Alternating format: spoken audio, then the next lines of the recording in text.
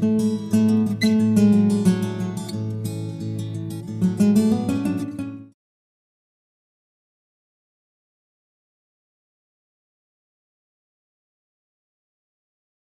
esta primera charla, bueno, este año hemos pensado que quizás era interesante hablar sobre el cálculo de estructuras metálicas, utilizando el programa CIPE 3D. No solamente voy a intentar utilizar el programa, sino que además siempre intentaré aportaros más datos adicionales sobre el cálculo de estructuras, no solamente el manejo del programa, que bueno, hay manuales que explican cómo se maneja el programa.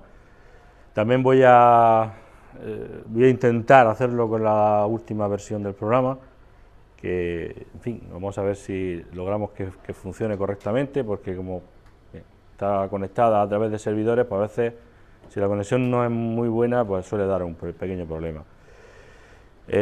Bueno, sin más preámbulos al respecto, porque ya vamos un poquito más de tiempo, voy a empezar, de acuerdo, a esta primera jornada, que en principio, aunque se va a estructurar en dos partes, de acuerdo, en dos partes, eran 2 horas, yo voy a intentar organizarla de manera continua, aunque podamos hacer una pequeña pausa. Bueno, como insisto, os doy las gracias por venir. Luego también ya sabéis que la charla se graba y tendréis esta información para que podáis verla tranquilamente, ¿de acuerdo?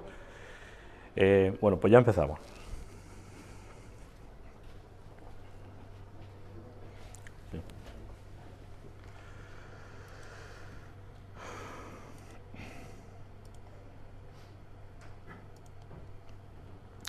Bien, vamos a comenzar este tutorial sobre CIPE 3D y vamos a calcular una obra un poquito más complicada y con una metodología distinta a la que normalmente utilizamos en el manejo cotidiano del programa.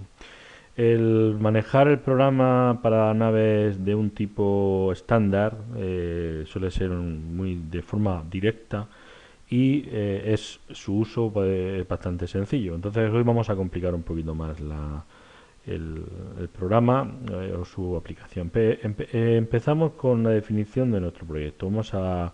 Estamos en el programa AutoCAD y vamos a definir una nave a 2 alturas. Voy a activar con la tecla F8 el orto. Vamos de 33 metros, ¿de acuerdo? De 33 metros por 20, 33. Se me ha ido un poquito esto, a ver qué pasa aquí. A ver, para regular, suprimir, línea 33 y cerramos. Esta nave de 33 metros por 20,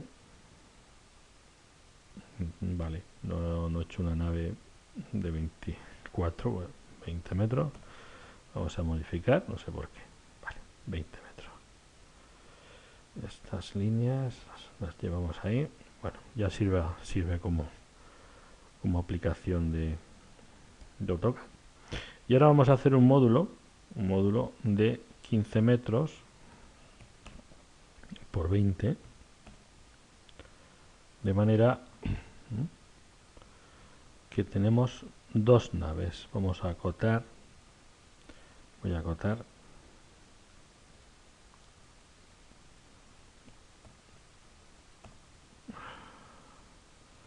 Un poco lento el ordenador, pero bueno, no sé qué le pasa. Ahora. Bueno, voy a hacer una cota alineada con esta que tenía, pero no, está un poquito lento.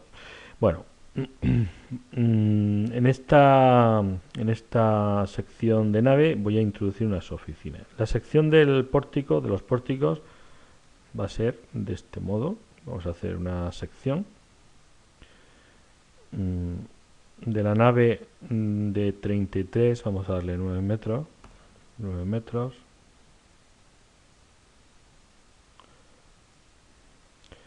Y vamos a subir si yo multiplico 20 por 0,1 son 2 metros, ¿no? Voy a subir 2 metros, de manera que tengo un 10% de pendiente. Esta sería la sección de la nave de esta principal de 20 por 33, y a continuación la nave siguiente de 15 metros la vamos a hacer un poquito más baja. Voy a copiar esto y voy a hacer una nave de 6 metros. Es decir, la sección esta va a tener 6, aquí también 6, y si mantengo la misma pendiente, pues también serían 2 metros, ¿no? De acuerdo.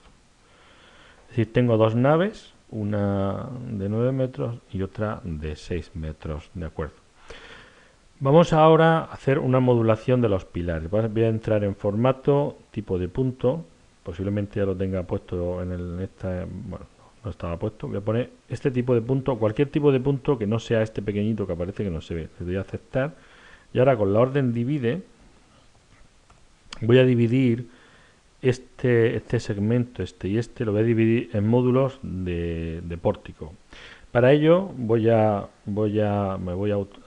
un fichero que tengo aquí de ayuda de Word, donde hay unas recomendaciones sobre la modulación. Entonces, por ejemplo, en pórticos metálicos estamos hablando que podría modular entre 4,5 y 10 metros, pero es ideal entre 5 y 6 metros y medio, aunque hasta 7 metros y medio podemos llegar. Esto siempre son recomendaciones que se pueden cumplir, porque no hay nada rígido en este sentido, ¿no? Entonces, bueno, estamos hablando de pórticos metálicos, y en este caso pues podría ser esa la modulación. Me vuelvo otra vez a AutoCAD y con la orden divide, voy a dividir este módulo de 33. Si yo divido 33 módulos de 5 metros, siempre tomando la referencia 5 por 6 son 30, o sea, si yo divido en 6 módulos, ¿no?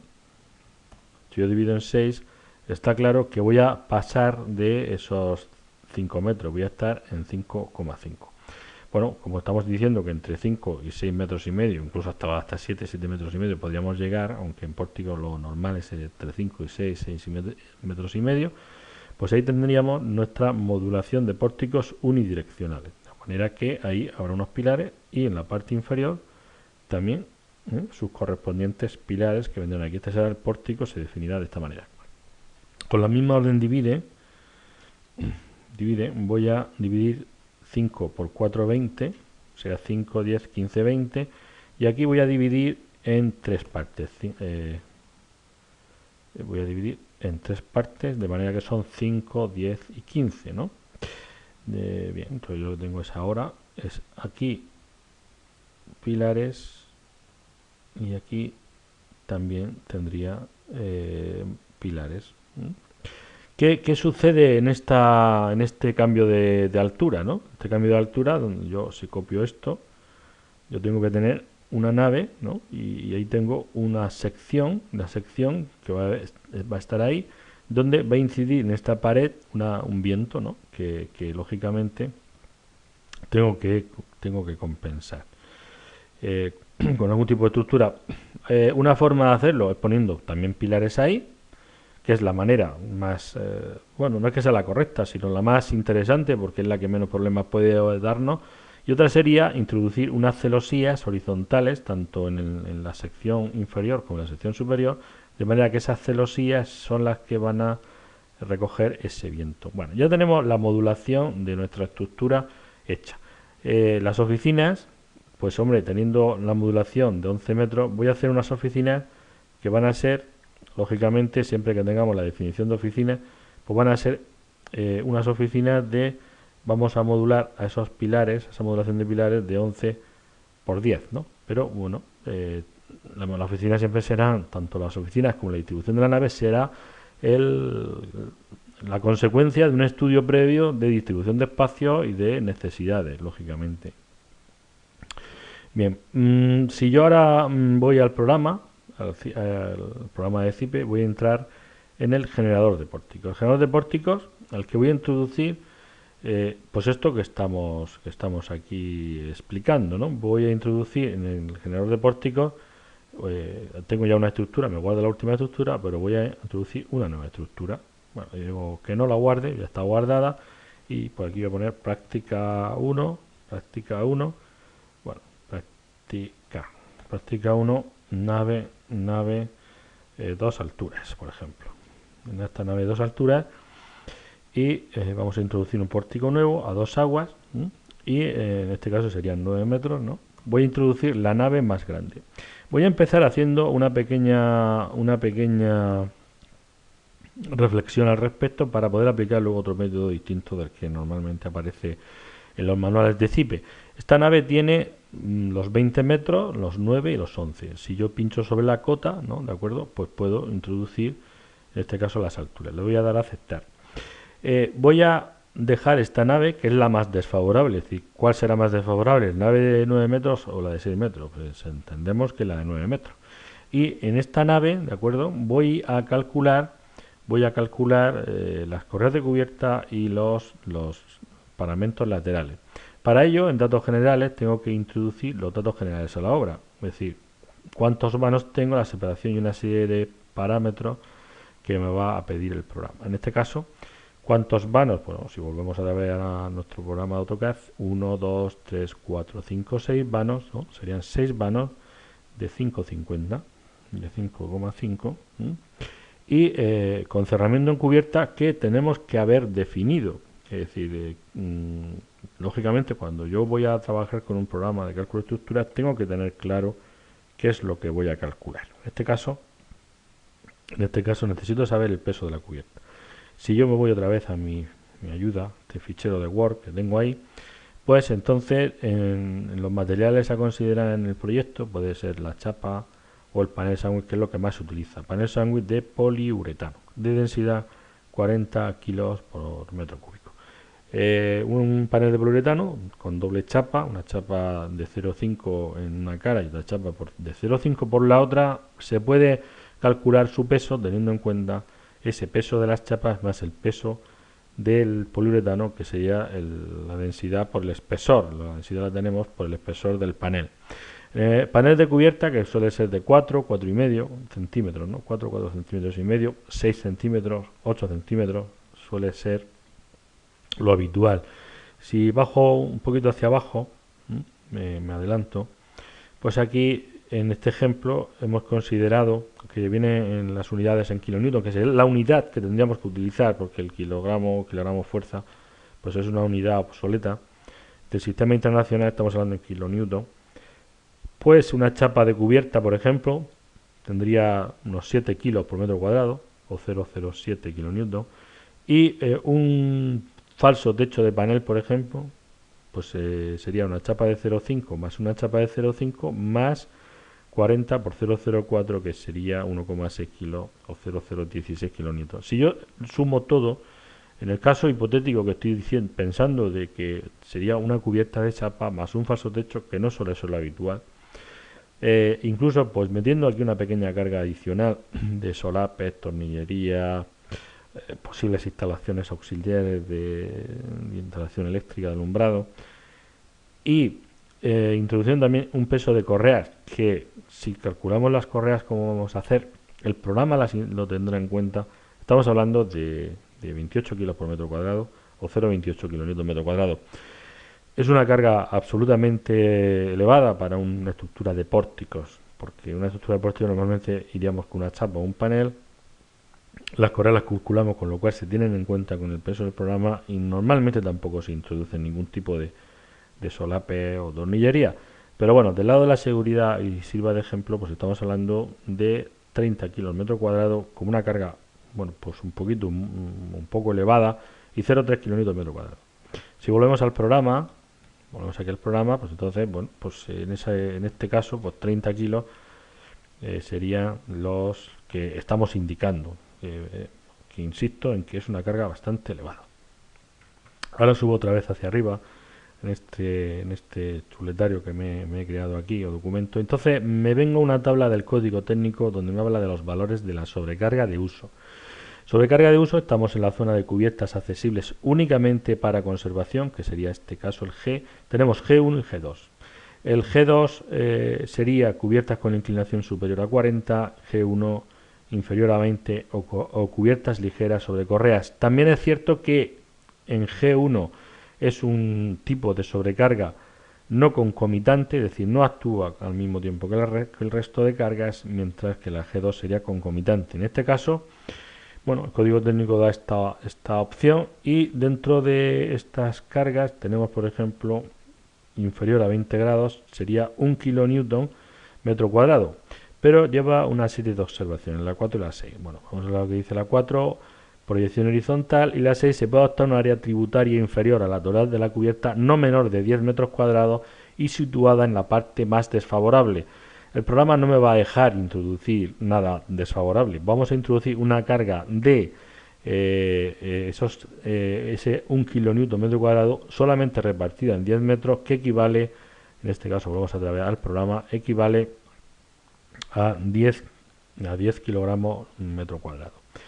Ahora veremos cómo cambiamos también este tipo de unidades. Vamos a darle a cerramientos laterales para que genere carga de viento. Tenemos que pinchar en esta pestaña, y el peso del cerramiento pues será, si es una chapa o es un panel, pues el peso correspondiente. Si es para chapa va a ir un poquito alto, y si es panel un poquito bajo. Yo normalmente lo dejo en 10, pero podría ser 12 o 7. Sobrecarga de viento. Pinchamos sobre la sobrecarga de viento para que en función de la zona donde nos encontremos, en este caso por ejemplo si estamos hablando que estamos en Orihuela, estaríamos en la zona B, y vamos a contar con una zona urbana, industrial o forestal. Siempre me gusta venir un poquito más a la derecha, más que a la izquierda, porque cuanto más a la derecha nos vamos, más conservador son las cargas de viento. Voy a cerrar aquí, lo voy a aceptar, no sé muy bien, pero... Y aquí voy a poner G1, ¿no? Cubiertas accesibles son para mantenimiento no concomitante con el resto de acciones variables. Bueno, si nosotros, por ejemplo, hubiésemos aumentado la carga, en este caso la sobrecarga de cerramiento, y fuésemos otra vez, volvemos aquí a la chuleta, por ejemplo, pusiéramos 0,4, que podríamos ponerla, al no ser concomitante, pues no es un problema, porque no va a estar actuando al mismo tiempo que el resto de cargas. Y podríamos subirla sin ningún problema. En el caso de que fuese concomitante, pues eso siempre será más problema. Alicante, Orihuela, siempre pensando que la zona topográfica puede ser distinta de la que aparece, tendríamos que comprobarlo.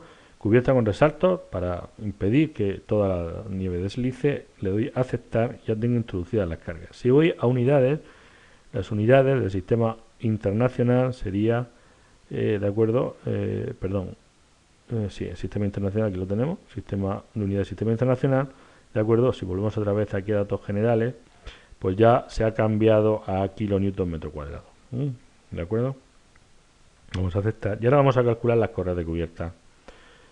Aquí en esta pestañita, correas, vamos a calcular las correas de cubierta. Salta un poquito. Bueno. En cubierta. Vamos a poner una fijación rígida, 3 vanos, 1,25, que es una separación más o menos estándar, que yo utilizo en casi todos los proyectos, este tipo de separación, 3 vanos, fijación rígida, y vamos a cambiar el tipo de correa pues a un perfil laminado en frío del tipo CF o ZF, que son los que se utilizan normalmente en este tipo de estructura y en la zona mediterránea, donde las cargas de nieve o las cargas de viento no son exageradamente importantes, con lo cual no necesitamos poner IPS, HB, UPN, que serían perfiles mucho más pesados, pero que por supuesto trabajan también de manera mucho más eficiente a la hora de soportar esas cargas, o incluso, por ejemplo, en el caso de que quisiéramos poner una cubierta de tejas que va a llevar otro tipo de tratamientos. Vamos a poner a lo mejor unos paneles para luego colocar unos rastreles encima de la teja, pues seguramente una IP, una IPN sería más adecuada, incluso si vamos a hacer una pequeña losa de hormigón pequeñita, a lo mejor de 4 o 5 centímetros, para luego poner ese tejado de teja, pues podríamos utilizar ese tipo de viga mucho con un momento de inercia mayor y con mejor rigidez en ambos planos, en los dos planos de trabajo. Bueno, un poco lento, pero está calculando.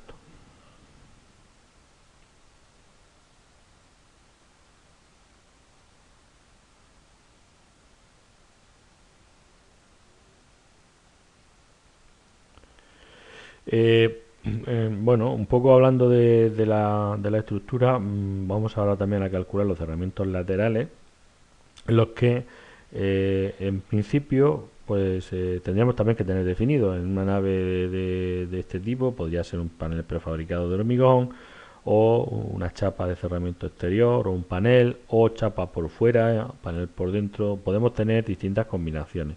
Yo voy a pensar en que vamos a tener una chapa por fuera con cierta greca, una greca un poquito grande, para poder separar las correas de la misma manera que hemos hecho en la cubierta. Hemos puesto cada uno 25 en los laterales. Pues tendríamos también que irnos a modulaciones pequeñas. Si la chapa bueno, tiene una greca, tiene un momento de inercia importante, pues podemos aumentar la separación de las correas, o en este caso de los perfiles, en este caso perfiles laterales, ¿no? En el caso de que cerrásemos con un panel tipo sándwich, pues podemos separar también, un poquito más, incluso hasta 2 metros, pero no es conveniente poner mucha separación, porque los paneles o la chapa normalmente son momentos de inercia no excesivamente grandes. Bueno, me he metido aquí en perfiles armados de chapas. En realidad tendrían que ser perfiles conformados, y en el conformado rectangular, si no nos aparece, en el caso de no nos aparezca el rectangular conformado, aquí editar la lista de elementos, vamos a importar elementos, tubo rectangular, por ejemplo aquí tenemos liviano y pesado, podemos importarlo los dos. Tenemos la norma, tenemos de Tuflesa, en fin, distintas casas la norma EA95 es una norma, pero podemos también importar de otras casas comerciales. A ver, no me da ninguna opción. Bueno, estos son los... A ver, liviano, vamos a ver en los livianos. No, a ver, pesado, yo quiero un rectangular, un 80-45. No, yo voy a irme al liviano. Un 80, a ver si llegamos a 80. O quizás tenía que haber puesto 80-44, 80-42. Quizás tendríamos, a ver, y si importamos, vamos a importar otra serie de perfiles, vamos a importar la norma rectangular conformado, vamos a un perfil normalizado, ¿de acuerdo? Vamos a un rectangular conformado, un 60-42, vamos a empezar con el mínimo. Bueno, eso es bueno, ya hemos aprendido un poco a importar ese tipo de perfiles. Es cuestión de buscar el que necesitamos. Normalmente, si es un prefabricado, sería una UPN, tanto arriba como posiblemente la parte inferior, aunque a veces en la parte inferior no suelen colocarse UPNs, podrían ponerse para prefabricados HEBs, también podrían utilizarse. Si la separación entre pilares es grande, la UPN va a pandear, entonces interesa poner una HEB, por ejemplo, de 140, 160. Y en el caso de perfiles, tanto, o sea, de cerramientos de chapa o de prefabricado, prefabricado de tipo sándwich, iríamos a rectangulares como el que estamos definiendo ahora mismo. Vamos a ver qué valor de perfil nos saca. Lógicamente, él está teniendo en cuenta en principio el viento y el peso. Un 100, vamos a ordenar por peso, con lo cual el que menos pesa es el 120-64. Es un poquito alto, normalmente 80-64 es el que se suele utilizar, pero bueno, también obviamente, en función del viento que se está utilizando, pues es el que se ha elegido aceptar. Bueno, voy a grabar la obra ¿de acuerdo? Y me voy a ir, en esta primera aproximación que quiero analizar, me voy a ir al ZIP 3D. Antes se llamaba Metal 3D, ahora es ZIP 3D, pero bueno, sigue siendo el mismo programa. Voy a irme a la opción de pórticos bien empotrados, parteo en pórticos translacionales y voy a exportar toda la estructura. Voy a exportar toda la estructura, yo que sí, para ver, para analizar un poquito antes de seguir qué sucede, ¿no? Y eso sería, si nosotros la nave, si fuese solo una nave de 33 por 20, pues sería lo que haríamos, ¿no? Voy a darle aquí a CTE, ¿de acuerdo? Se va a añadir la norma, la EH08. A ver, porque necesito, no sé, necesito acceder ahora. Se me quedaba la ventana abierta y no salía siguiente bien. Le doy a siguiente, siguiente. Si no tengo datos sobre el terreno, dejo los que hay. Le doy a terminar. Y el tipo de exposición también, que hay un estudio geotécnico, y también podemos nosotros observar en función del sitio cuál es la exposición, el tipo de ambiente. Es importante para cumplir la EHE. Y vamos a examinar, voy a grabar la práctica en el escritorio en práctica máster, guardar. Voy a grabar ahí. Y esta es la nave, ¿de acuerdo? Entonces voy a generar ventana, puedo generar una nueva ventana aquí. Voy a abrir nueva, aunque no necesito hacerlo para lo que quiero, pero bueno, voy a poner H1, un pórtico hastial. Ya voy a generar nudos desde aquí hasta aquí. Bueno, ¿cuántos vanos tenía? ¿No? 5 por 4, 20, eran 4 vanos, ¿no? 4 vanos, ¿de acuerdo? Y ahora voy a crear una barra, voy a generar nudos de corte, barra nueva, y voy a introducir una barra que va a ir de ahí a ahí y de ahí a ahí. Vengo a la vista 3D y voy a cerrar ahí, voy a ver carga, hipótesis vista. Voy a darle a ver todas las hipótesis vistas, ¿de acuerdo? De manera que aquí, como no he generado ningún pilar, pues me aparecen todas las cargas aquí concentradas en el pilar de esquina. Aquí, como he generado estos pilares, pues se me reparte el paño en estas cargas. Si me acerco, voy a ver los valores de carga. Entonces tenemos aquí 347, 342, perdón, 342, 342, segundo vano 342, 370, ¿no? 370 la máxima, ¿no? Estamos viendo 3,7, ¿de acuerdo? 3,46, vale. Estas son las cargas por aplicadas en la barra. Si me voy aquí bueno, pues no tengo ninguna, en este principio 3,7, no tengo ninguna carga de 3,7, o sea, la mayor de las que tenía en el lado izquierdo, pues no hay ninguna. 3,36, 3,36, ¿de acuerdo? Estoy viendo que no tengo ninguna carga mayor que la que me está generando aquí el programa de 3,7. Digamos que la mayor carga de todas la tenemos ahí reflejada. También aquí en las unidades podemos ver si tenemos el sistema internacional de unidades, ¿de acuerdo? Y en este caso, pues estos son kilonewton por metro lineal. Bien, hemos visto las cargas. Y ahora me meto en carga y editar cargas superficiales. Observo que el programa genera una serie de cargas superficiales o de paños de trabajo. Si yo ahora muevo uno de los nudos de la estructura, ¿de acuerdo? Y a ver, he dicho mover, no crear. Nudo, mover. Si yo muevo un nudo de la estructura, de manera que se mueven estas barras,